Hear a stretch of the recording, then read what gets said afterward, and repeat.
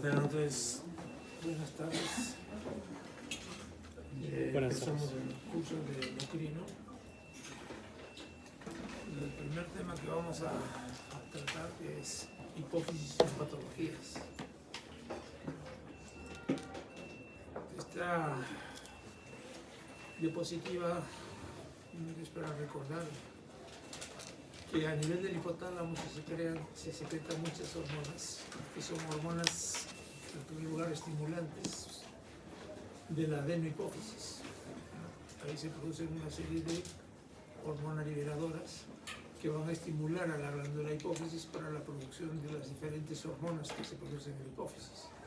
Entonces, en la hipófisis tenemos que se produce la prolactina, las gonadotropinas, la tirotropina, la adrenocorticotropina y la somatotrofina, que van a actuar la prolactina en la glándula mamaria para la producción de leche, y la gonadotropina en las gónadas, tanto en estrógenos, en ovarios como en testículos en el varón, la tirotropina a nivel de tiroides para la función de T4, T3, la adrenocorticotropina que produce ACTH,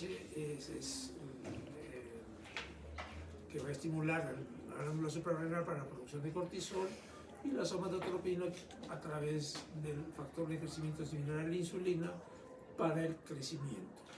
Asimismo, recordar que las hormonas liberadoras, la producción de hormonas en sí, de hormonas hipofisiarias, es a nivel de la adenohipófisis. En cambio, la otra porción de la hipófisis, que es la neurohipófisis, no produce hormonas, sino que es un depósito de las hormonas que se producen a nivel también del hipotálamo, en los núcleos supraóptico y paraventricular del hipotálamo.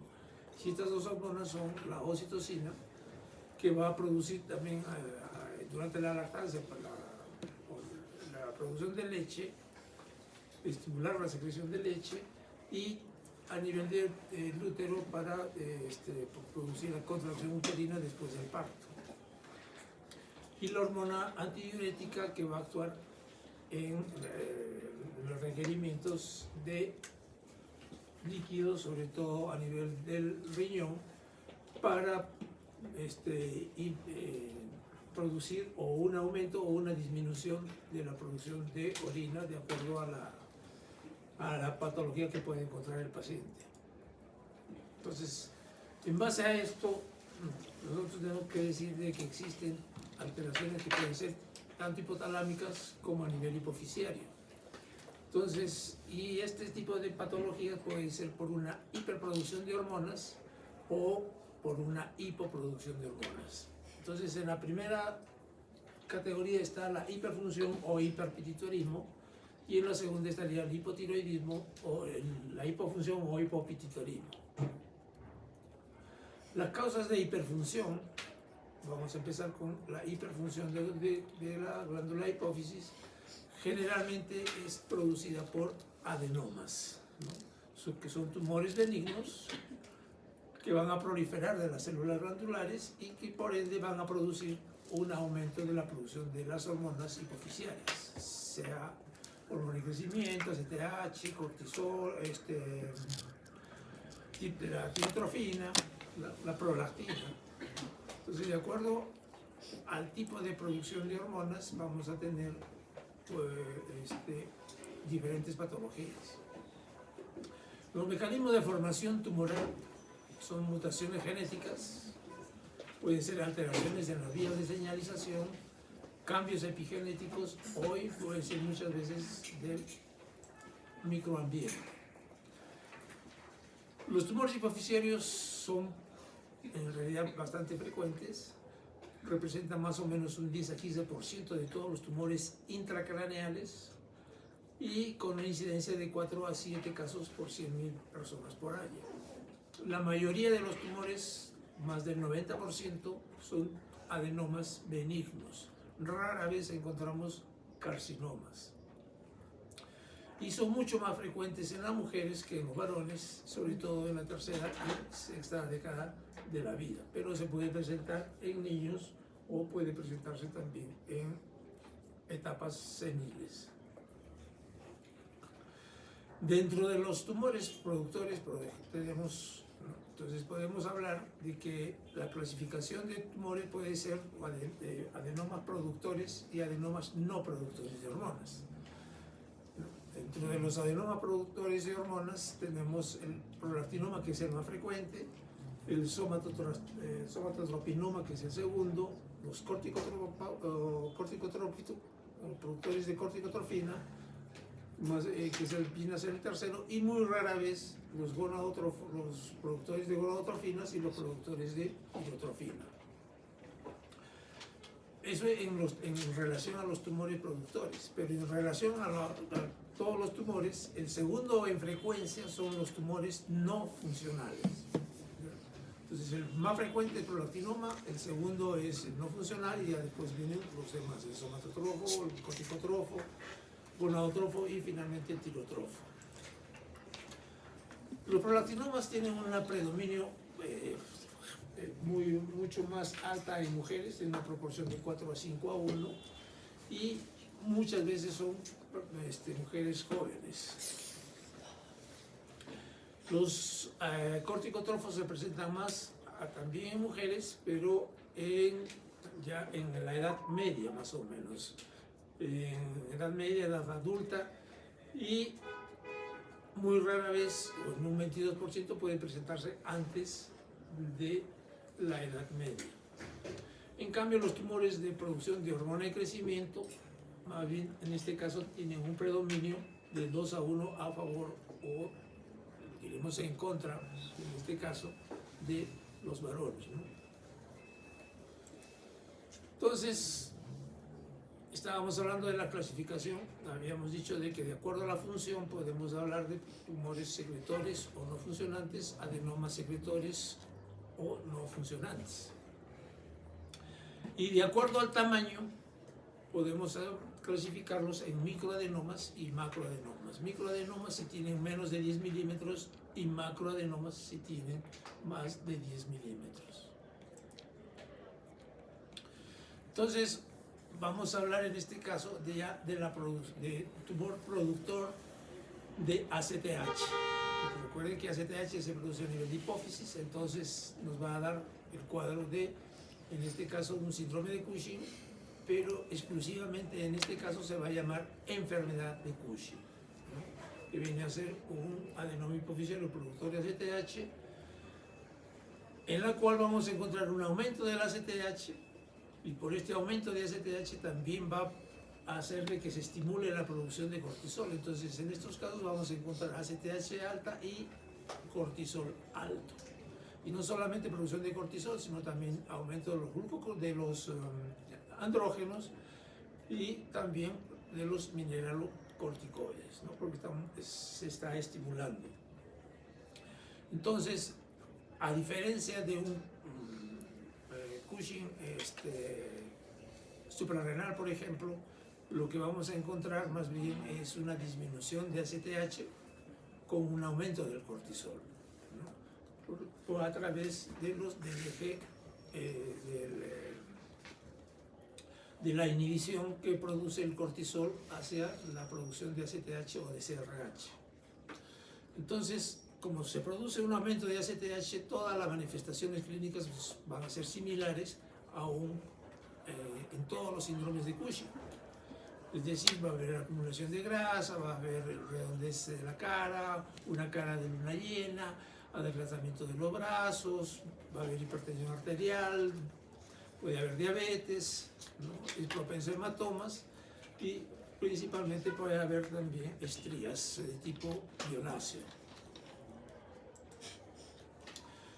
El tratamiento del tumor, de un tumor productor de ACTH a nivel hipofisiario, principalmente es la cirugía.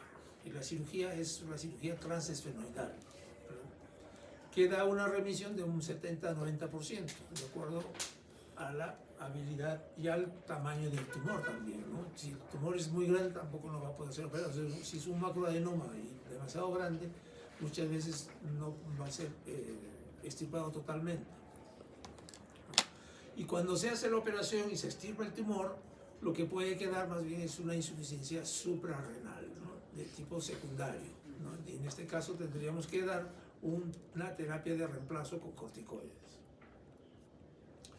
Si el tumor, pese a que ha sido operado, no responde, porque hay tratamiento médico, como vamos a ver, si es que no llega a controlarse la producción de ACTH, vamos a tener que hacer una radioterapia. Pacientes que no responden al tratamiento quirúrgico o que no pueden o toleran el tratamiento médico.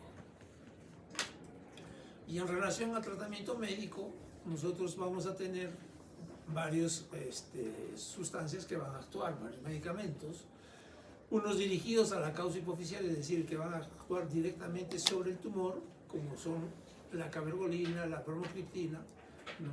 El pasiriotide.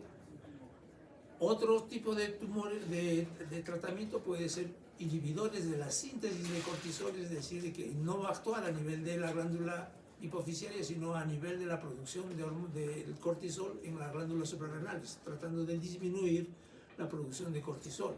En este caso utilizamos la metilapona, el ketoconazol, que es bien conocido por ustedes, se utiliza mucho en dermatología, y el mitotane y la etomidato. Y también se puede dar antagonistas de los glucocorticoides, ¿no? Como es el mifepristona.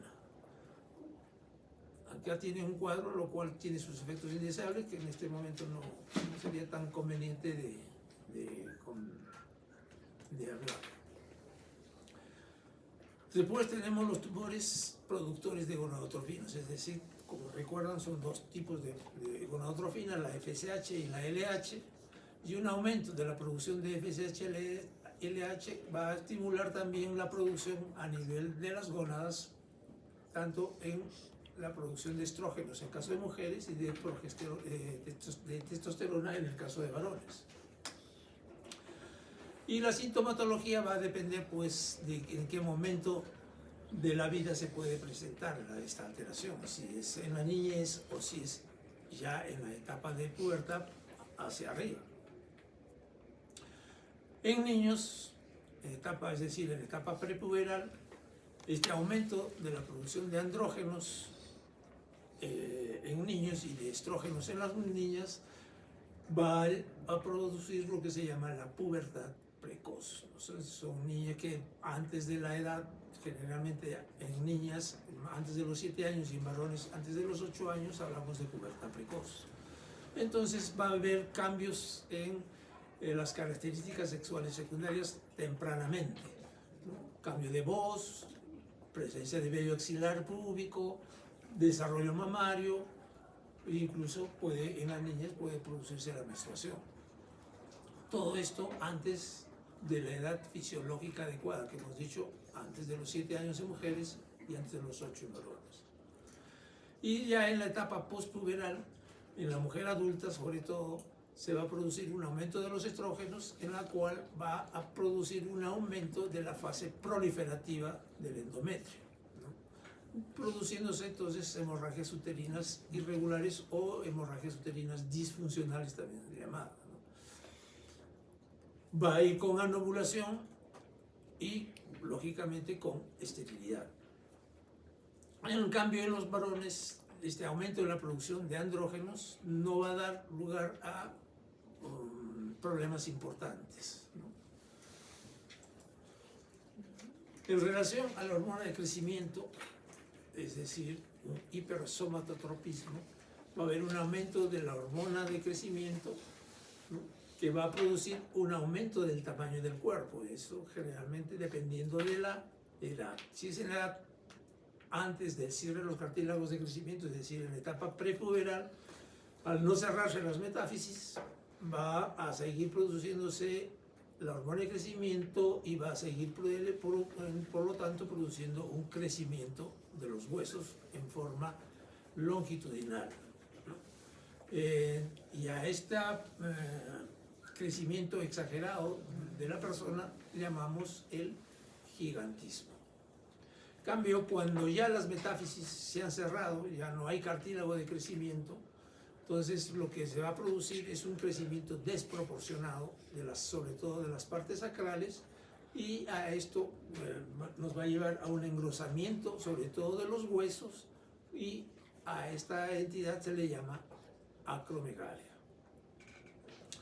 Entonces, lo más frecuente que nosotros tenemos pues, es acromegalia más que gigantismo, pero siempre hay que tener presente esos dos enfermedades, porque el paciente con gigantismo y que no haya sido tratado, al final se van a cerrar en algún momento los cartílagos y también le va a presentar alteraciones como ya de un acromegálico.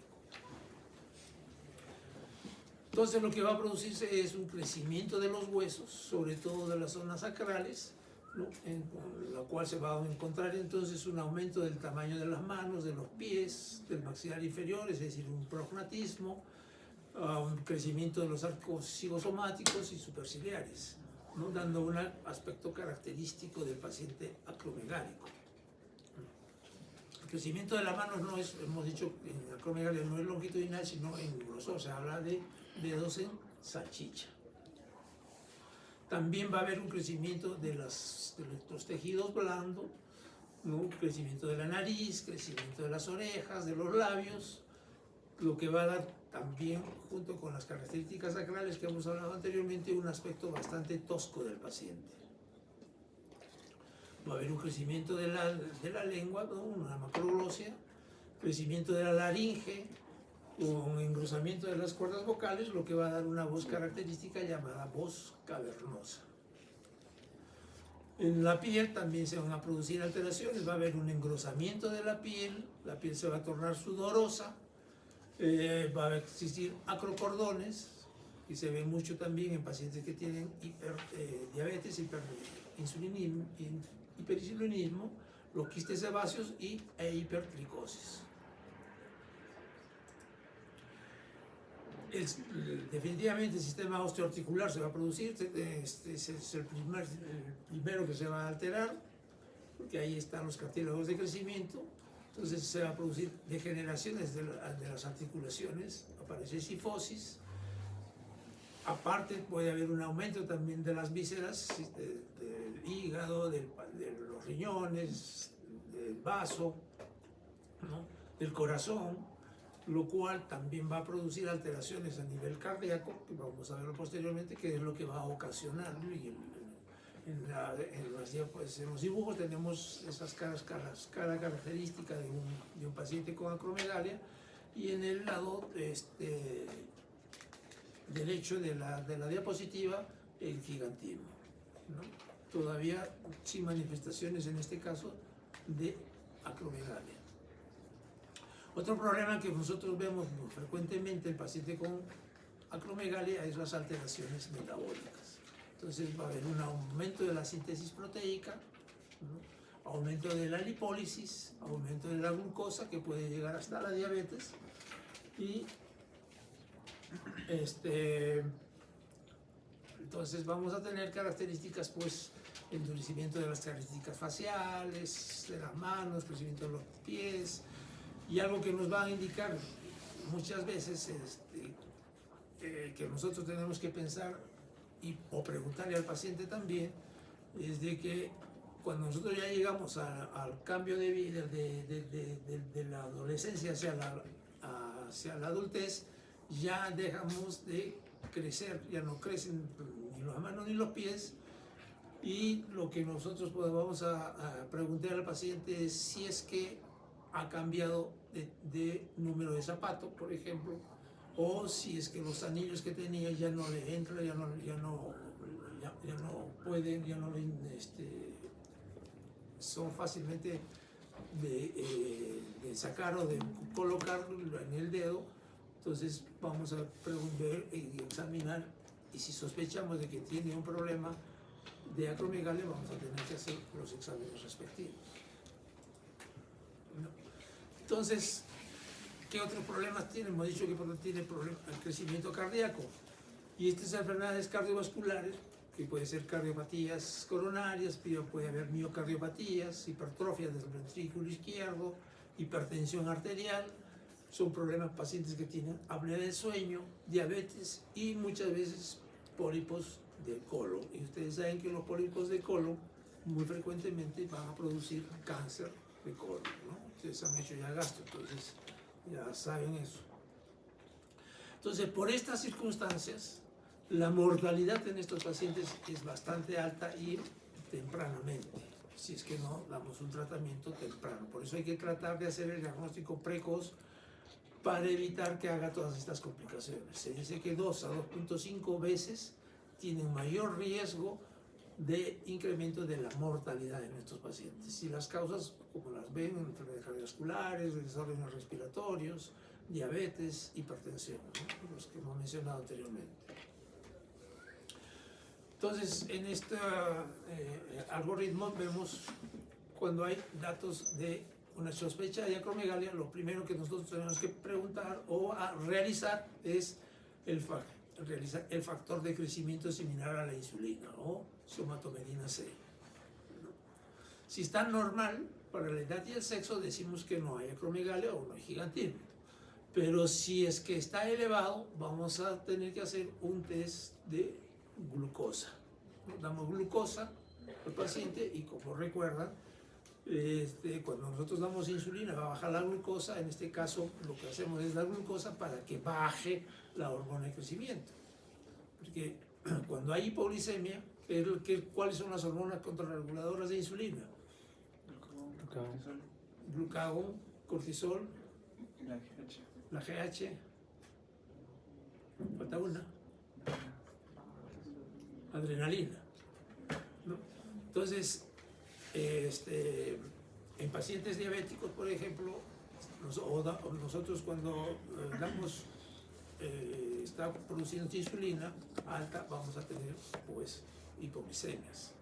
Lo que hacemos en este caso es dar glucosa para que baje la hormona de crecimiento. Y si no baja, entonces vamos a decir de que es muy probable que este paciente tenga una acromegalia. Si hay supresión, decimos que no hay acromegalia, no hay aumento de la hormona de crecimiento. Entonces eso nos va a permitir hacer una resonancia magnética si es que nos suprime, para ver dónde está localizada la alteración. Lo primero es una resonancia magnética de silla turca, que es lo más frecuente que encontramos en un adenoma hipoficiario. Pero también recuerden que la hormona de crecimiento puede también presentarse en problemas en tumores extra hipoficiarios, ¿no? O sea, cánceres que van a producir un aumento de la hormona de crecimiento. Entonces, también, si es que no encontramos un adenoma, vamos a tener que hacer una resonancia magnética o una tomografía de otra zona, buscar el tumor que esté produciendo eso. Entonces, esta diapositiva es para indicar de que la mejor prueba y única y el primer paso que se debe dar para el diagnóstico de acromegalia es la concentración del IGF-1, más que la hormona de crecimiento.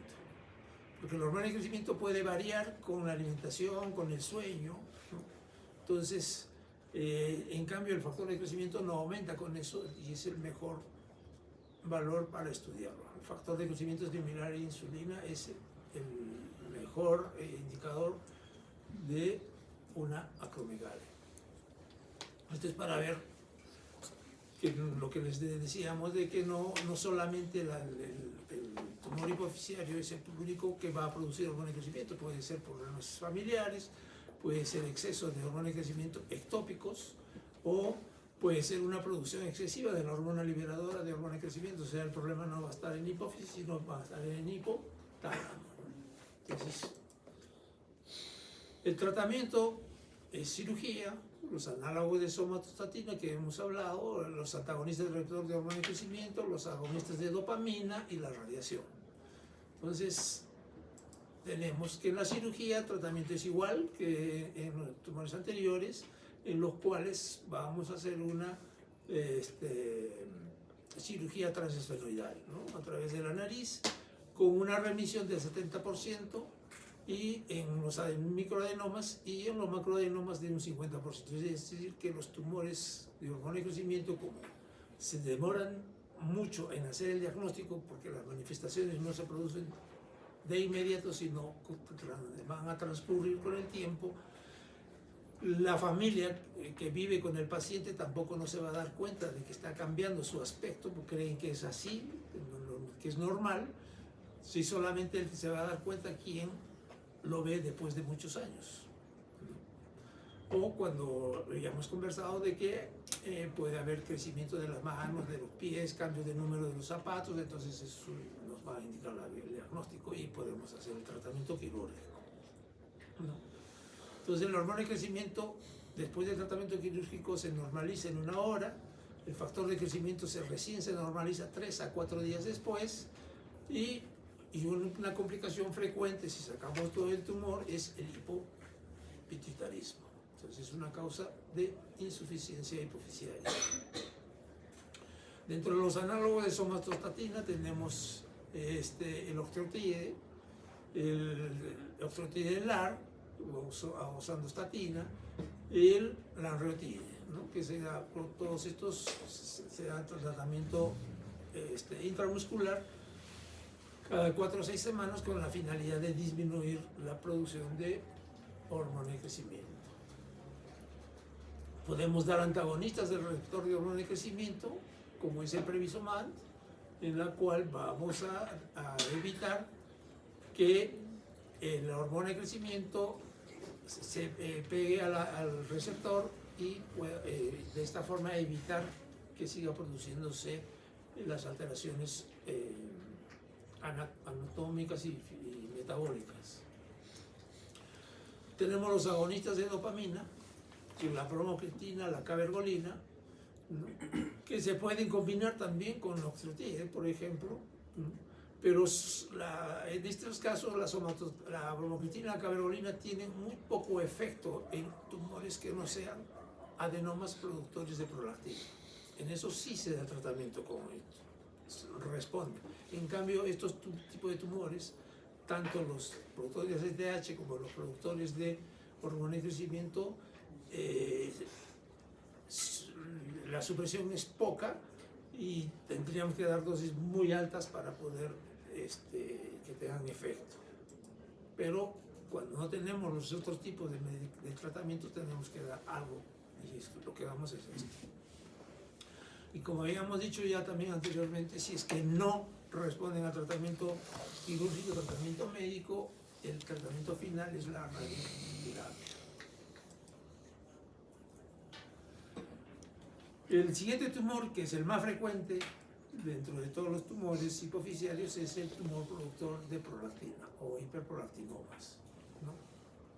También depende, en este caso, del sexo del paciente para dar las manifestaciones clínicas. En la mujer va a haber un aumento de la prolactina, lo cual va a producir galactorrea y alteraciones de la función gonadal, que pueden llegar hasta la amenorrea. Por eso se habla del síndrome de amenorrea galactorrea. Es casi sinónimo de un hiperprolactinoma o de hiperprolactinemia en general. En cambio, en el hombre lo que va a haber es una disminución de la libido, disminución de la potencia sexual, a veces puede haber ginecomastias y ella muy rara vez galactorrea. En estos casos, como habíamos dicho, el tratamiento es con los dopaminérgicos. Lo que nosotros tenemos en nuestro medio es la cabergolina y la bromocriptina, ¿no? Existe el pergolide y el quinagolide, que no lo tenemos en nuestro medio, pero hay que saber que existen. Ya bromocriptina se está dejando usar por las manifestaciones clínicas o los efectos adversos indeseables que tiene esta droga. Es la primera que teníamos muchos años utilizado, pero producen efectos de náuseas, vómitos, diarreas y hipotensión ortostática, ¿no? Mareos. Entonces hay que empezar a dar siempre tratamientos con dosis bajas y a ir aumentando paulatinamente. En cambio, cabergolina tiene menos efectos indeseables y la ventaja en relación, sobre todo, aparte de los efectos indeseables, es de que pues, se puede dar semanalmente.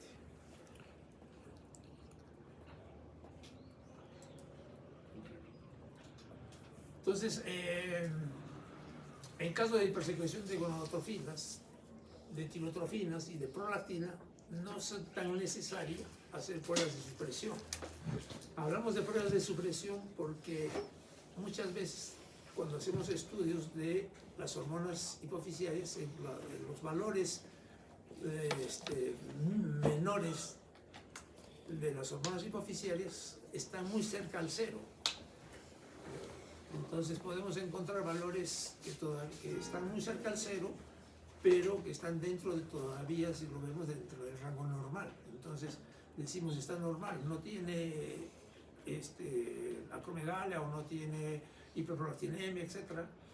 Entonces para eso existen las pruebas de supresión, ¿no? En las cuales se dan sustancias en las cuales van a disminuir, deben disminuir la producción de estas hormonas, ¿no? Pero si no las suprimen, significa de que existe un tumor que esté produciendo esto, ¿no? Entonces, por ejemplo, podemos tener el cortisol libre urinario en 24 horas, el cortisol nocturno a las 11 de la noche, se puede dar el test de dexametasona de 1 miligramo para ver que exista o no, demostrar que existe el cortisol alto. Una vez que se demuestra que el cortisol está alto, decimos sí, es un Cushing, pero no sabemos dónde está localizado. Entonces, para eso pedimos ACTH. Y si la ACTH está bajo, entonces decimos que sí es una enfermedad de Cushing, ¿no? Porque cortisol alto con ACTH bajo. Y ya para eso, cuando hablen de síndrome de Cushing en general, existe el test de dexametasona con 8 miligramos para ver dónde está localizado, si es dependiente de ACTH o no es dependiente de ACTH. Los ACTH dependientes son en hipófisis o son extra hipoficiarios o ectópicos. Entonces el test de supresión con 8 miligramos, les adelantamos de que es para que suprima el ACTH de la hipófisis, pero no va a suprimir el ACTH que se produce por un tumor, por ejemplo, el cáncer a células pequeñas de pulmón. Entonces, ya hemos dicho de que hay que pedir ACTH para ver si está baja o no está baja y decir si es una ACTH dependiente o no es una ACTH no dependiente del síndrome de Cushing. Entonces los ACTH no dependientes serían a nivel de glándulas, lo hemos mencionado, suprarrenales. En suprarrenales se va a producir un tumor que va a producir cortisol, pero la ACTH va a estar baja. Entonces por eso no es dependiente de ACTH, ¿no? Bueno, y los iatrogénicos, pues, ¿no? Que ya es por tratamiento médico. Otro examen que se puede realizar es el cateterismo de senos petrosos inferiores, que eso ya es mucho más, personas más con mayor experiencia, en la cual se cateteriza los senos petrosos tanto derecho e izquierdo y se compara la cantidad de ACTH que se esté produciendo en los senos venosos, petrosos, con una vena periférica. Si hay un tumor hipoficiario, vamos a encontrar la ACTH bastante alta, mucho más alta que lo que encontramos en venas periféricas. En cambio, si es un tumor ectópico, vamos a encontrar mayor ACTH en venas periféricas que a nivel de senos petrosos. Entonces eso nos va a decir en dónde está localizado el tumor hipoficiario productor de ACTH. Incluso podemos ver en qué lado está el tumor, si es derecho o izquierdo. Comparamos el seno petroso venoso derecho e izquierdo, y si está más aumentado en uno que en el otro lado, decimos en ese lado, si es el izquierdo, va a estar más aumentado que en el derecho. Entonces podemos decir, en ese nivel está el tumor hipoficiario. Entonces, la presentación clínica de los adenomas hipoficiarios hemos dicho que puede ser adenomas productores y no productores de hormonas. Entonces, los adenomas productores nos van a dar las características que hemos hablado, del síndrome de Cushing, de acromegalia, de hiperprolactinemia. Pero estos y los tumores no productores de hormonas, que no vamos a encontrar ninguna manifestación hormonal, pero sí podemos encontrar estos efectos llamados efectos de masa, es decir, por el crecimiento del tumor va a dañar órganos o estructuras cercanas a la hipófisis, ¿no? Entonces vamos a tener, por ejemplo, el síndrome quiasmático, en la cual va a comprimirse el quiasma óptico y vamos a tener pues lo que vemos abajo, la semianopsia, las cuadrantopsias, ¿no? O alteraciones en la visión, ¿no? Diplopía, etc.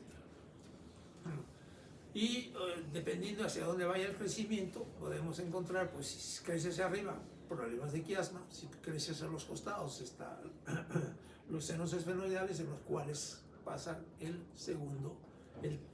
tercero, el cuarto y el sexto par craneal, ¿no? Y alguna rama del nervio facial. Entonces vamos a encontrar alteraciones de los pares craneales si el crecimiento del tumor es en esas zonas, e incluso puede ir hacia atrás, a veces produciendo también una hipertensión endocraniana, porque va a haber obstrucción del seno del tercer ventrículo, ¿no? Entonces va a impedir la salida de líquido cefalorraquídeo y por eso va a haber una hipertensión endocraniana. Entonces, dependiendo de dónde esté, del tamaño del tumor y dependiendo hacia dónde esté creciendo ese tumor, vamos a encontrar las diferentes patologías o diferentes clínicas. Por ejemplo, pues cefalea, alteración en los campos visuales, por eso vemos acá las semianopsias, ¿no? Puede haber una hidrocefalia obstructiva, lo que hemos conversado, compromiso de los pares craneales, ¿no? Con parálisis oculomotoras. Este esquema para ver que recuerden qué es lo que pasa cerca, por arriba y por las partes laterales y hacia atrás de la hipófisis, ¿no? Por eso, por ejemplo, los senos cavernosos, tenemos el quiasma, tenemos los nervios oculomotores, etc. Para que ustedes recuerden que el crecimiento del tumor puede afectar cualquiera de esas estructuras. Entonces todo paciente, nosotros tenemos que mandarlo a una evaluación neurológica y una evaluación oftalmológica, haciéndose campos visuales, haciendo agudeza visual para ver cómo está yendo. Eso nos va a indicar que el tumor está creciendo o no, o es un tumor pequeño, un microadenoma, como hemos hablado. ¿Qué exámenes podemos pedir para esto? Podemos pedir una radiografía simple de silla turca, sobre todo. Ya en otros sitios no la piden, por supuesto, porque ya tienen la resonancia magnética o la tomografía, pero en nuestro medio, nuestros pacientes todavía, para muchos de nuestros pacientes, sobre todo en los hospitales del Ministerio de Salud, nuestros pacientes no tienen económicamente para poder realizar una resonancia, que está en 900 o 1000 soles más o menos. Entonces lo que nosotros hacemos es pedir una radiografía simple de silla turca, con la cual nos va a indicar si la silla turca está normal, no está crecida, no tiene alteraciones. Definitivamente no nos va a descartar un adenoma, pero lo que sí nos va a descartar es que sea un macroadenoma. Entonces decimos, este paciente puede tener un microadenoma y podemos decirle, bueno, que junte su dinero 2, 3 meses para hacer la resonancia magnética, lo que es el diagnóstico de imágenes específico para silla turca. Si encontramos que la silla está deformada, agrandada, con abombamiento de la base de la silla, con destrucción de las apófisis clinoides, etc., decimos acá hay un macroadenoma. Entonces ahí sí vamos a necesitar mucho más temprano la resonancia magnética. Entonces podemos hacer la tomografía, sí, pero no es el mejor diagnóstico, no es la mejor prueba diagnóstica. A veces uno puede decir que no hay tumor, no hay adenoma, pero sin embargo sí puede existir un adenoma hipoficiario. Y entonces, preferible, si no tuviéramos para la resonancia, podríamos hacer una tomografía, pero de repente también podemos hacer un gasto doble, porque si nos sale negativo, no nos descarta y tenemos que de todas maneras hacer la resonancia. Entonces, hay que sopesar más o menos si es un tumor grande, bueno, la tomografía sí nos podría dar el diagnóstico, ¿no? Si estamos pensando que puede ser un macroadenoma. Pero si es un microadenoma no nos va a decir. Entonces, se dice que la resonancia magnética puede ver hasta tumores de 3 milímetros, o sea, de pequeñísimos. Entonces, mucho mejor es pedir siempre la resonancia magnética. La segunda parte viene a ser todos los problemas de hipopituitarismo o de hipoproducción o de hipofunción de hormonas, ¿no? Entonces, las causas generalmente esto llamamos nosotros hipopituitarismo. El hipopituitarismo puede ser a una sola hormona, puede ser a varias hormonas o puede ser a todas las hormonas. Entonces, sí, puede haber hipopituitarismos a una sola hormona, hipopituitarismos parciales o hipopituitarismos, los llamados pan-hipopituitarismo, cuando son todas las hormonas las que están alteradas. Y las causas más frecuentes tenemos la necrosis isquémica, el síndrome de Sheehan, la fractura del tallo hipofisiario por un traumatismo o una operación, la hipofisectomía, por ejemplo, procesos infecciosos como la tuberculosis, sífilis, micosis, problemas infiltrativos como sarcoidosis, histocitosis, hemocromatosis, problemas autoinmunes, la hipofisitis hipofisiaria, linfocítica y los tumores cerebrales, los que hemos conversado. Hemos visto que el crecimiento tumoral puede dañar, puede haber un aumento, puede decir un prolactinoma, crece tanto que puede comprimir el resto de la glándula y llevarnos a una hipofunción del resto de las células con un aumento de la producción de prolactina, ¿no? Entonces, también los tumores son una de las causas frecuentes de producción de un hipopituitarismo. Entonces, los mecanismos: destrucción celular, ¿no?, por compresión del tejido hipofisiario, interrupción del tallo hipofisiario. Hasta hablamos de que las hormonas liberadoras del hipotálamo hacia la hipófisis van a pasar a través del tallo hipofisiario, y si hay un daño al tallo hipofisiario ya no van a pasar del hipotálamo a la hipófisis, entonces se va a producir una hipopituitarismo. Y alteraciones a nivel del propio hipotálamo.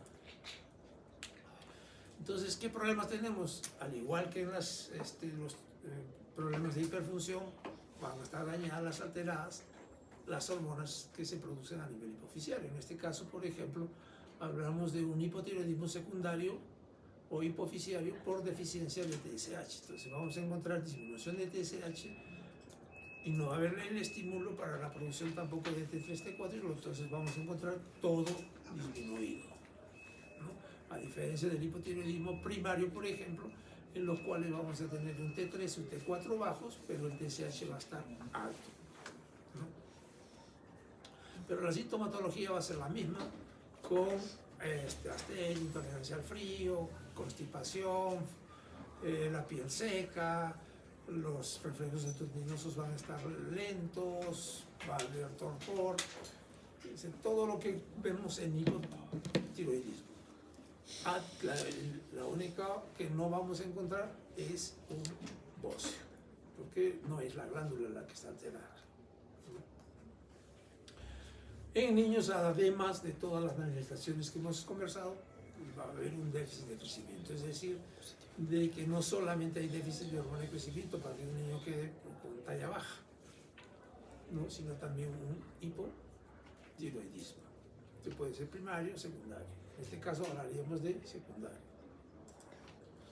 En relación a glándulas suprarrenales, lo que ya tendría que suceder es una insuficiencia córtico-suprarrenal, pero en este caso es secundaria a un problema hipofisiario, en lo cual también vamos a encontrar siempre disminución de todas las hormonas, es decir, disminución de ACTH y disminución también de cortisol, ¿no?, de andrógenos. Y lo que vamos a encontrar clínicamente, pues, es un pobre bronceado de la piel, a diferencia de un Addison, por ejemplo, en la cual va a haber una hiperpigmentación. En este caso, como no va a haber producción de ACTH, porque no se va a producir toda la gran hormona, la propia melanocortina, tampoco va a haber hiperpigmentación. Entonces va a haber un bronceado leve, muy leve de la piel. Astenia, debilidad, pérdida de peso, hipotensión, mialgias, todas las manifestaciones que tenemos en un paciente que tenga una insuficiencia suprarrenal. Y puede haber tanto como en la insuficiencia suprarrenal primaria, tanto crónicos, problemas crónicos, como agudos. O sea, es decir, como no se está produciendo el cortisol y el paciente puede estar haciendo un cuadro de infección o de operación, va a ser intervenido quirúrgicamente, que va a ser un estrés, y al tener el estrés se va a tener que elevar la producción de cortisol, y como no se está produciendo, entonces vamos a entrar en una insuficiencia suprarrenal aguda con náuseas, vómitos, dolor abdominal, hipotensión, puede haber hiponatremia e hipoglicemia. Y a diferencia de una insuficiencia suprarrenal primaria, lo que nosotros vamos a encontrar más bien es una hipercalemia, ¿no?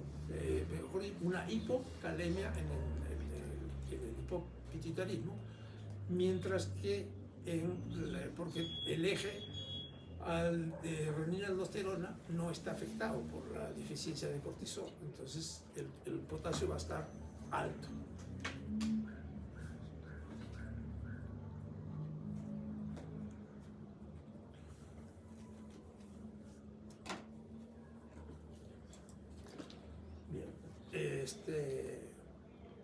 En caso de gonadotrofinas, vamos a tener un hipogonadismo que va a ser secundario, ¿no?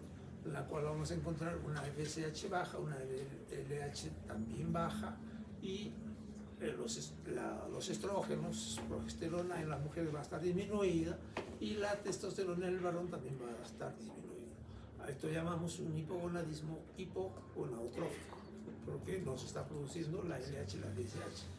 A diferencia del hipogonadismo hipergonadotrófico, en el cual la alteración está a nivel de las gónadas, ¿no? Como no va a haber testosterona, no va a haber estrógenos en las mujeres, no va a haber quien bloquee la producción de LH y FSH, lo que vamos a encontrar es un hipogonadismo hipergonadotrófico. Las gonadotrofinas van a estar elevadas. Entonces también depende de la edad de presentación y del sexo del paciente. Si es en niños, vamos a tener más bien un retraso puberal, una talla corta, y vamos a tener pues un paciente con una amenorrea primaria, no va a menstruar. Amenorrea primaria, recuerden que hablamos cuando la paciente nunca ha menstruado, y amenorrea secundaria que haya menstruado por lo menos una vez.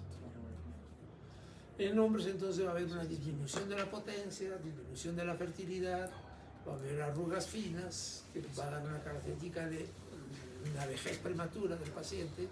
Ahí va a haber hipotrofia testicular, y en las mujeres una oligomenorrea, infertilidad, disminución de la libido, atrofia mamaria, atrofia uterina, atrofia de osteoporosis, arteriosclerosis.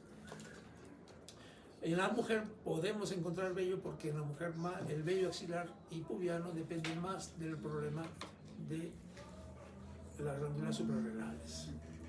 Entonces, si las glándulas suprarrenales están funcionando normal, pueden tener vello axilar pubiano. La disminución de hormona de crecimiento también va a depender pues de la edad, principalmente. Si es en niños, va a haber un enanismo hipoficiario, que se va a caracterizar a partir del segundo año con un enanismo, ¿no? Pero este enanismo es armónico, es decir, que todos los segmentos corporales van a estar proporcionados, a diferencia, por ejemplo, de la condroplasia, el cual es deforme el niño, ¿no? Entonces, estos niños tienen una característica, una carita muy especial que se le llama cara de muñeca, ¿no? Que le da un aspecto juvenil. Y además estos niños pueden tener una obesidad central. En adultos más bien vamos a tener astenia, pérdida de la fuerza muscular, alteraciones psicológicas, obesidad, va a haber disminución de la glucosa, hipoglicemia. El hormona de crecimiento tiene mucho que ver con la producción de glucosa, disminución de la síntesis proteica, ¿no? Va a haber una obesidad central, etc. Entonces, todo esto, estas manifestaciones podemos encontrar en un paciente que tenga deficiencia de hormona de crecimiento. Entonces, ¿cómo hacemos el diagnóstico? Tenemos que pedir, si nosotros sospechamos de que puede tener una alteración hipofisiaria, suficiente con que tenga sintomatología, por decirles, de un hipotiroidismo, y entonces vamos a pedir TSH, T4, T3, pero si estamos viendo de que el problema no, y si pedimos por ejemplo anti-TPO y el anti-TPO nos sale negativo, nos va a decir que puede ser un hipotiroidismo de tipo secundario. Entonces, cuando vamos a tener que solicitar también las otras hormonas. Entonces, cuando sospechamos de que puede haber un hipopituitarismo, hay que pedir todas las hormonas porque puede ser un panhipopituitarismo. Entonces, hay que pedir ACTH, cortisol, T4, TSH, prolactina, la LH, FSH, estrógenos, testosterona en varones, ¿no? Entonces, hay que pedir siempre todas las hormonas si sospechamos que hay. Como habíamos dicho, los valores de hormonas están cercanas a los valores bajos, por ejemplo. Entonces, vamos a tener lo que se llaman las pruebas de, así como existían las pruebas de estimulación para los problemas de hiperfunción, en este caso hablamos de pruebas de supresión. Entonces podemos hacer, se dice que no es necesario para hacer pruebas de supresión en problemas de prolactina, en problemas de hormona de tirotrofina o en problemas de gonadotrofina, pero mucho más importante es hacer las pruebas de supresión o las pruebas de estimulación en casos de deficiencia de hormona de crecimiento y deficiencia de ACTH. Pero existen todavía algunas pruebas que se pueden realizar. Por ejemplo, para prolactina y para TSH, ver si es que hay deficiencia o no, podemos hacer el test de TRH. Entonces, damos TRH 200 a 500 microgramos endovenoso y normalmente debe elevar. Pero si no eleva, significa de que hay un hipopituitarismo con disminución de la función de TRH, TSH, del eje. Si nosotros queremos hacer la valoración del eje gonadal, lo podemos hacer con gonadotrofinas, el gen RH. Si damos gen RH, debe elevar LH, FSH y por ende también debe elevar testosterona. Si es que estuviera todo el eje normal, pero si no está el eje normal, no va a haber elevación de LH, FSH ni de estrógenos o andrógenos, en el caso de varones.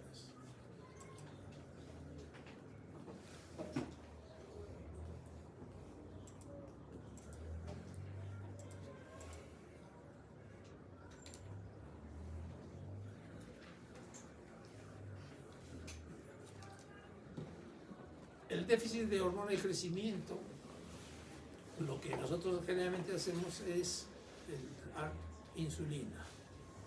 Nos damos insulina con la finalidad de producir una hipoglicemia. Y al producir hipoglicemia hemos dicho de que es una hormona contrarreguladora de insulina y por lo tanto debe elevar la hormona de crecimiento, la hipoglicemia. Y si no eleva, decimos de que hay una deficiencia de la producción de hormona de crecimiento. También podemos dar la hormona liberadora de hormona de crecimiento. Lo mismo en los niños, también podemos hacer lo mismo, pero existen otras pruebas que también se pueden hacer, por ejemplo el test del ejercicio. Los hacemos correr al paciente o hacer ejercicio durante 20 minutos, dejamos descansar y le tomamos una muestra a los 20, a los 40 minutos para ver que suba. Antes teníamos la clonidina, por ejemplo. La clonidina era un antihipertensivo, muy bueno, que en otros sitios hay, no sé por qué se ha dejado de producir acá en el Perú, pero era un buen medicamento inclusive para problemas agudos de hipertensión, una crisis hipertensiva, era muy bueno. Pero nosotros como endocrinólogos lo usábamos porque producía un aumento de la secreción de hormona de crecimiento, entonces nos permitía hacer diagnóstico de deficiencia de hormona de crecimiento dando clonidina. Podemos dar L-Dopa, arginina, podemos dar glucagón también, el test de glucagón. Existen diferentes test para hormona de crecimiento. Estos estudios más bien son nuevos, este producto de la masimorelina, que ya está reemplazando al test de insulina.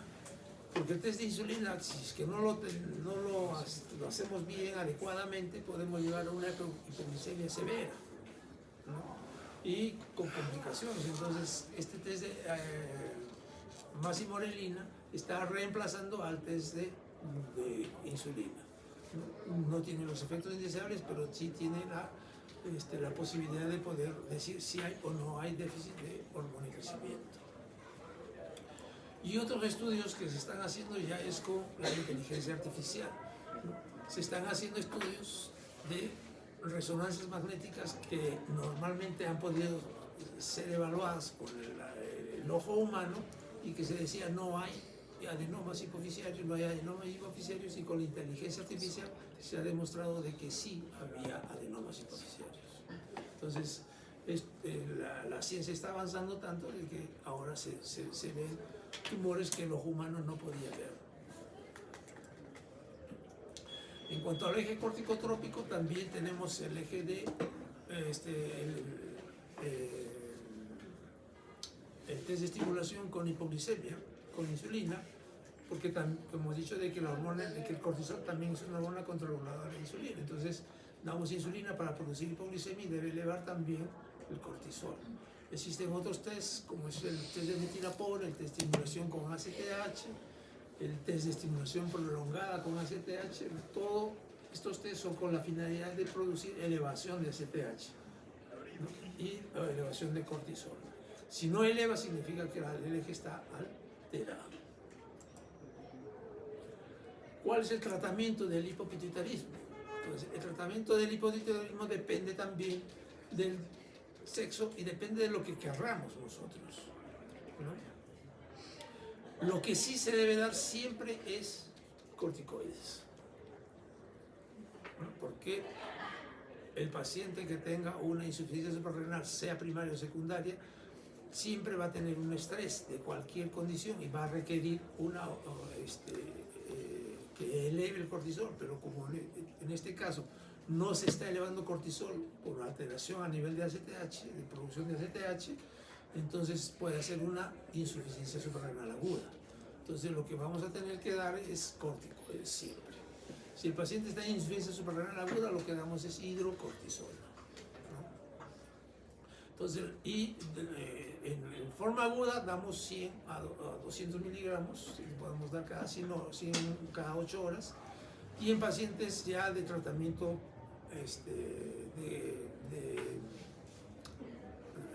para evitar el cuadro, damos ya un tratamiento de 20 a 30 miligramos diarios, o podemos dar prednisona también 7.5 miligramos diarios en 24 horas.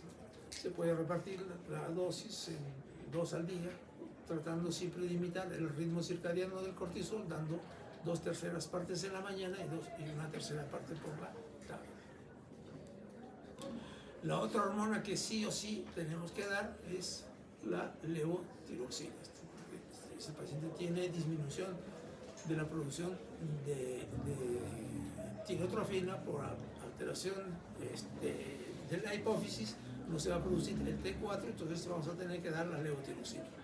Claro, lo ideal sería dar la hormona que falta, pero como no existe en nuestro medio, lo que se da es la hormona final, que es el cortisol y es la levotiroxina, ¿no? El T4. Entonces esas dos hormonas se dan sí o sí siempre. Y una condición que siempre se debe dar es dar siempre primero el cortisol. ¿Quién me dice por qué? Para estimular, para estimular la producción de... Porque si nosotros damos primero la levotiroxina, lo que estamos haciendo es producir un estrés al paciente. Va a empezar a trabajar nuevamente todas sus células rápidamente. Las células cardíacas van a empezar a trabajar rápidamente, puede haber infarto, ¿no? Entonces pueda entrar en insuficiencia suprarrenal porque es un estado de estrés, insuficiencia suprarrenal aguda, y empeoramos el cuadro. Entonces, siempre primero dar cortisol, después de haber dado ya cortisol, recién damos la levotiroxina, en ese orden. El resto de hormonas depende ya del sexo y de lo que querramos. Si es un niño, por ejemplo, podemos dar hormona de crecimiento, definitivamente para que no quede con talla baja, ¿no? Aunque últimamente también se está intentando dar hormona de crecimiento a pacientes adultos. Hemos dicho de que se dice que la hormona de crecimiento es la hormona de la juventud, que mejora en etapas adultas, mejora el envejecimiento. Entonces se está intentando dar hormona de crecimiento a pacientes adultos. ¿Cuál es el problema de dar hormona de crecimiento en pacientes adultos? De que no hay que hacer un buen estudio de que no tenga ningún cáncer o un tumor, ¿no? Porque puede ser que estimule la secreción. El IGF-1, o sea, el factor de crecimiento similar a la insulina, somatomedina, puede estimular el crecimiento de tumores. Entonces ese es el temor todavía, pero se está viendo qué posibilidades hay. En cuanto al tratamiento del eje gonadal, depende de la edad, ¿no? Si queremos que el paciente, si es una niña o un niño, tratar de que mejore las características sexuales secundarias. Entonces vamos a dar estrógenos en la mujer, testosterona en el varón, para poder aumentar sus niveles de testosterona o de estrógenos, para así mejorar su calidad de vida y no quede como un paciente que sus características sexuales secundarias estén disminuidas, ¿no? Y si en algunos casos se dice que se puede incluso ya en pacientes adultos podemos dar, por ejemplo, un paciente que haya sido intervenido quirúrgicamente del útero, una mujer, vamos a dar estrógenos. Porque ¿para qué darle progesterona? No valdría la pena. Damos estrógenos porque no tiene útero. En cambio, la mujer que sí tiene útero tenemos que dar estrógenos y progesterona, porque si solamente damos estrógenos vamos a hacer que se estimule el endometrio y puede ser una causa de cáncer endometrial. Entonces tenemos que dar progesterona para que se elimine todo el endometrio. Entonces eso en caso de mujeres que tengan útero o que no tengan útero, el tratamiento es estrógenos o dar estrógenos y progesterona, de acuerdo a lo que tengan. Y en algunos casos, en varones, hablamos de testosterona para mejorar su calidad de vida del paciente, ¿no? Y si queremos que haya fertilidad, podemos utilizar la hormona gonadotropina coriónica humana, que tiene efecto de LH, y la menopáusica humana, que tiene efecto de FSH.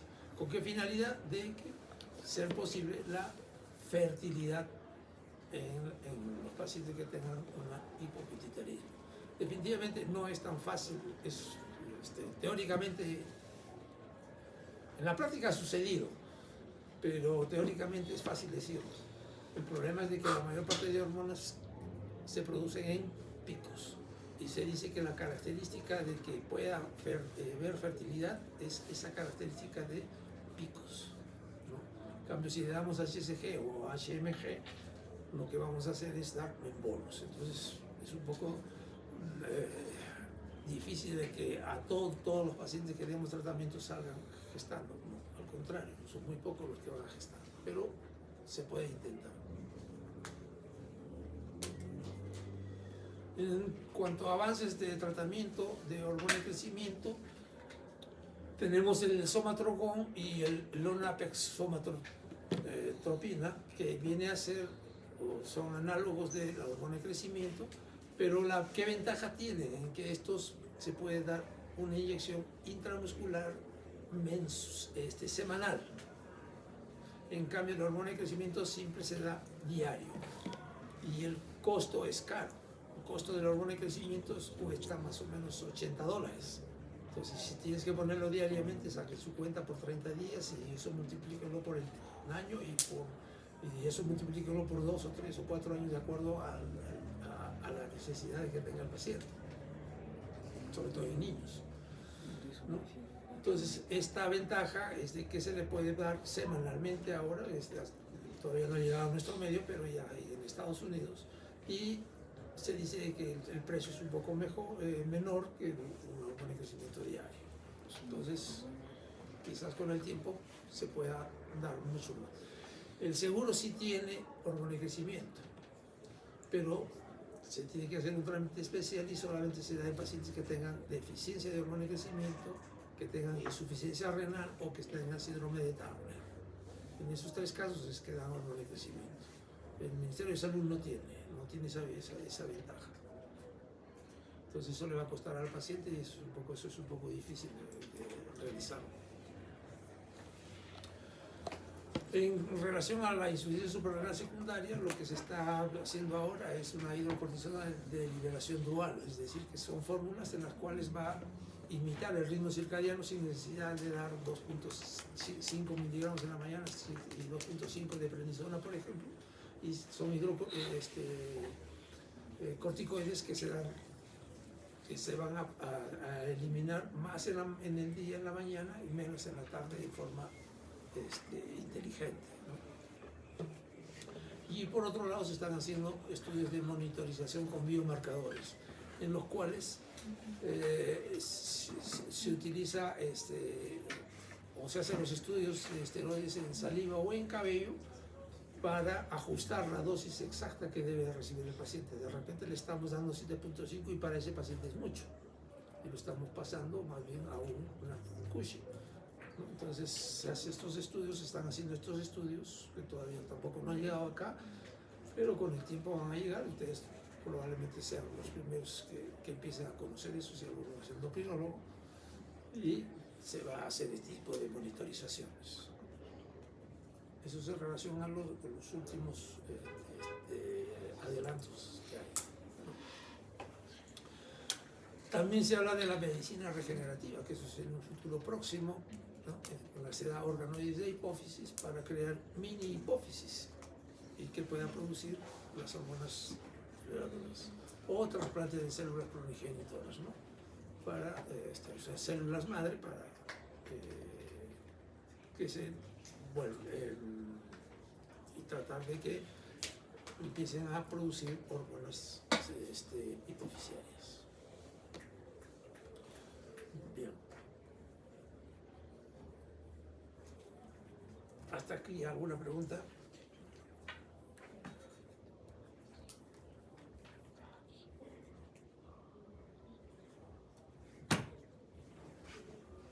¿Ha quedado todo entendido? Sí. De la neurohipófisis hablamos también de hipo y hiperfunción. La secreción inadecuada de hormona antidiurética viene a ser un aumento de la producción de ADH, ¿no? Lo cual va a producir pues una hiponatremia secundaria, ¿okay? Al aumentar la hormona de ADH va a retener líquidos y por lo tanto va a haber un aumento de líquidos en sangre y va a haber una hiponatremia. Entonces la clínica va a ser un sodio de 130, del menor, si es 130 a 135 es una leve, si es menos de 125 vamos a hablar que es una secreción inadecuada de hormona antidiurética grave. Entonces el diagnóstico va a ser edemas, hipotensión, hipotiroidismo, deshidratación. Por acá vamos a encontrar un sodio bajo, la osmolaridad plasmática va a estar baja y la osmolaridad urinaria más bien va a estar alta porque no está eliminándose, ¿no es cierto? Agua por la orina. El tratamiento es reposición del sodio y restricción hídrica. Y la hipofunción viene a ser la diabetes insípida, ¿no? Es decir, que hay una disminución de la producción de ADH, ¿no? Que puede ser una disminución de la producción de ADH exclusivamente por la hipófisis o que puede ser por una resistencia a la ADH a nivel renal. Entonces puede haber diabetes insípida neurogénica o central y diabetes insípida nefrogénica o periférica, en la cual hablamos de central porque no se produce ADH y hablamos de periférica porque existe ADH pero no está trabajando bien, ¿no?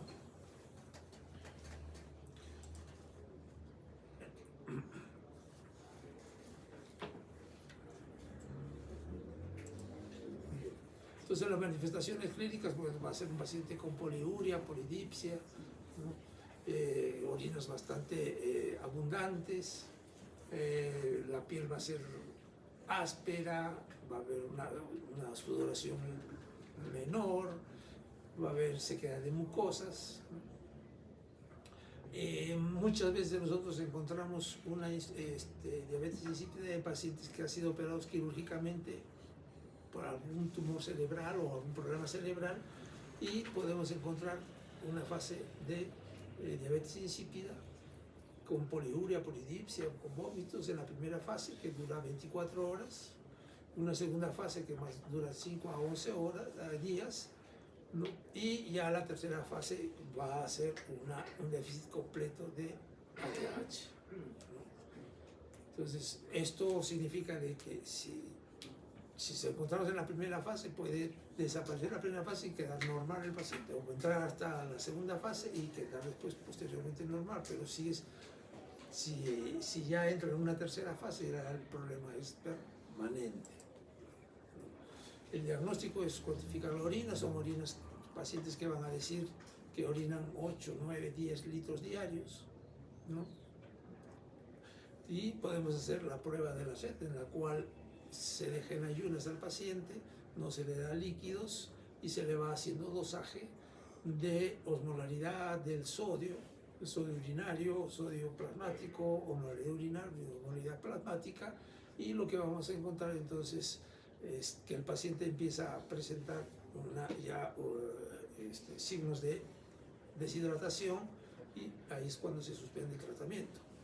Y se da la vasopresina o la desmopresina con la finalidad de que el paciente ya empiece pues, a disminuir su diuresis, los cuales nos está confirmando de que existe pues, una diabetes insípida, ¿no? Entonces es la prueba de la sed.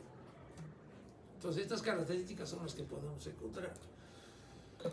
Si la osmolaridad en orina está baja, pero la osmolaridad plasmática está alta, el sodio está alto y la hormona antidiurética está baja, decimos que es una diabetes insípida central. Si la osmolaridad está baja, urinaria, la osmolaridad plasmática está alta, el sodio está alto, pero la ADH está normal o elevada, decimos que es una diabetes insípida nefrogénica. Y hay que hacer siempre la comparación con la polidipsia primaria o psicógena. Son pacientes psiquiátricos que ingieren bastante cantidad de agua y que pueden hacernos pensar de que puede ser una diabetes insípida, y si hacemos los estudios vamos a encontrar una disminución de la osmolaridad urinaria, una disminución de la osmolaridad plasmática, una disminución del sodio y la ADH va a estar normal o puede estar disminuida, ¿no? Pero todo el resto, eso nos hace la diferencia entre polidipsia primaria, diabetes insípida nefrogénica y la diabetes insípida central. El tratamiento, como hemos dicho, es reemplazo de la pérdida de líquidos y se puede dar desmopresina, que tanto puede ser por vía intranasal, intramuscular o sublingual. Esto es lo mismo, si tenemos tiempo. Un caso clínico, que es una mujer de 32 años, quien consulta por un cuadro clínico de 3 semanas de evolución y presenta enlentecimiento, palidez, debilidad, mareos, alteraciones de la agudeza visual, cefalea, diaforesis y posteriormente adormecimiento de los síntomas, empeoramiento de los síntomas en las últimas 48 horas, por lo cual decidió asistir a la consulta.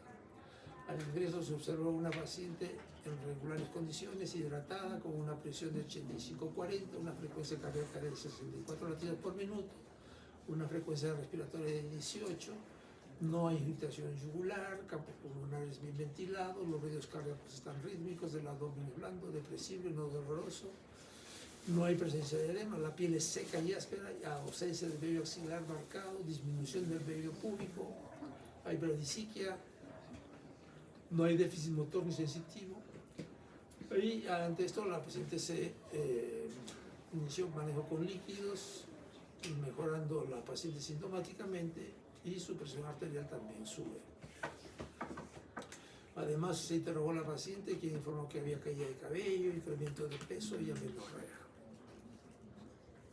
¿Qué opinan hasta ahí? ¿Podría ser un hipotiroidismo? Podría ser un hipotiroidismo. ¿Qué tipo de hipotiroidismo podría ser? ¿Primario? Primario. ¿Qué pedirías entonces? TSH4 y T3. TSH4 T3. ¿Ya? ¿Algo más pediría un hipotiroidismo? Hablando de hipotiroidismo. Primario, anti-TPO. El anti-TPO para ver si es un Hashimoto. Bien. Estos son los exámenes que se solicitan. Encontramos un hemograma que está normal, plaquetas normales, el sodio está bajo, en 128, el potasio está en 5, está normal, o está en el límite superior, el cloro está en 116, la creatinina está en 1.36, el TSH está en 5.1, está ligeramente alto, bueno, el valor normal es hasta 5, el T4 libre está bajo, el T3 está bajo, el cortisol está en 1.1, está bajo. La FSH está en 4.3, también está baja, la LH 1.35 está bajo y la prolactina está en menos de 0.50 baja. ¿Y ahora qué opinan? ¿PAN? Es un PAN hipopituitarismo. Estamos viendo que todas las hormonas están bajas, excepto TSH que está ligeramente alto, pero T4 y T3 están bajos. ¿No? Ahí es donde tendríamos que hacer la prueba de estimulación, ¿no? Una estimulación con TRH, por ejemplo, para que eleve TSH. Si no eleva TSH, significa que está alterado. ¿No? Para eso nos sirve la prueba de estimulación. Eso es un ejemplo de por qué utilizamos la prueba de estimulación, ¿no? Y la prueba de estimulación, como se puede haber en cualquiera de las otras hormonas también. Entonces, en este caso es TSH. Entonces es un PAN hipopituitarismo. ¿Qué preguntarían ustedes? Es un paciente que tiene PAN hipo. Hemos visto las causas del PAN hipo. Ha tenido de repente, bueno, sí, chica, de repente sufría de Podría ser un SHIF. Entonces, ¿qué preguntaría? parto, ¿no? ¿Cuántos hijos tiene? ¿Hace cuánto? Ya. De repente tiene 32 años, joven, hace no Ya, mucho. yo he tenido la paciente, su último hijo ha tenido hace 23 años. Con 5 años. Tiene, ¿cuántos años dijimos que tenía? 32. No, ya tiene 32. Pongamos que ella ha tenido a los 25 años en el último hijo. Sino un tumor. Un tumor. Puede ser un tumor. En este caso no ha presentado cefaleas, no ha presentado alteraciones visuales.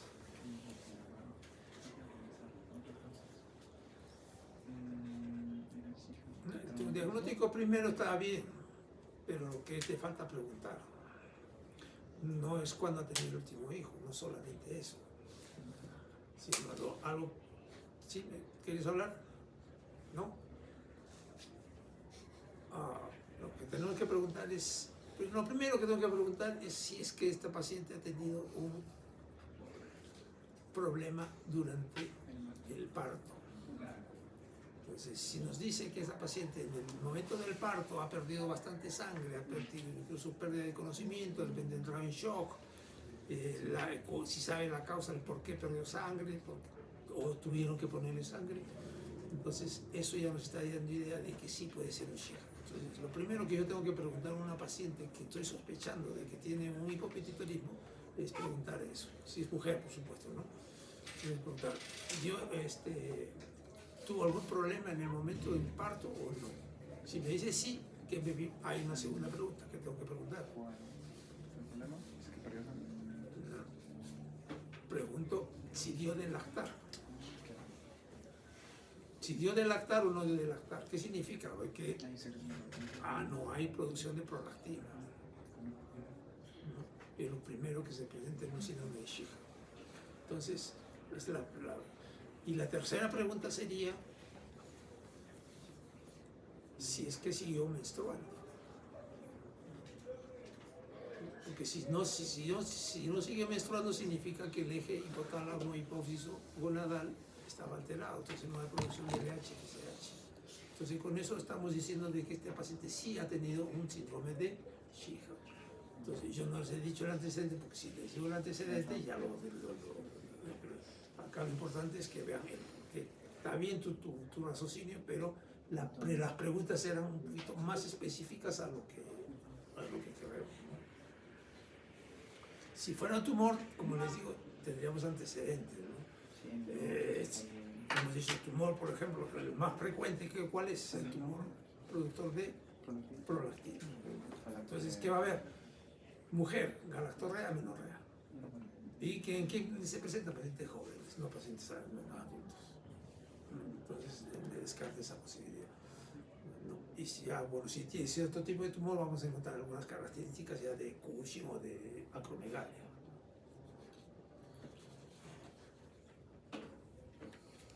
Entonces, en esta paciente lo que se encontró fue que era un paciente con un Sheehan, y lo que se hizo fue darle hidrocortisona 100 miligramos endovenoso cada 8 horas por 3 días para continuar con prednisolona oral. Se le dio la levotiroxina, se le dio fluorocortisona, carbonato de calcio, calcitriol y estrógeno ciclogesterona. Esa es la resonancia magnética. Los exámenes paraclínicos, etc. Y este es el antecedente que tenía la paciente. Así que se encontró un parto 15 meses atrás con aparente sangrado importante, por lo cual comenzó a sospecharse de una necrosis hipofisiaria post-parto. Entonces es un Sheehan. Entonces ya hemos visto los tratamientos que se deben dar. Si hay alguna pregunta.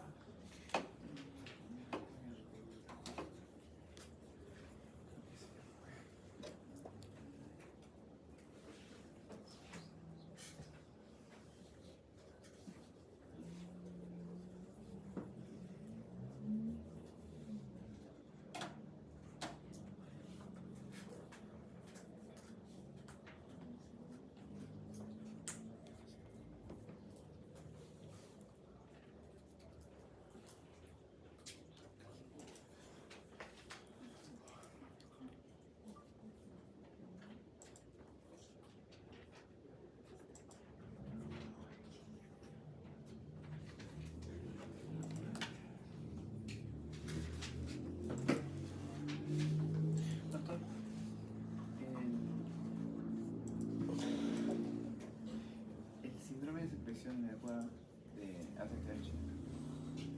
Cuando estamos hablando de feocromocitoma, ¿es independiente? Es independiente. ¿Y puede haberlo. Claro. Puede haber feocromocitomas que pueden ir con Cushing.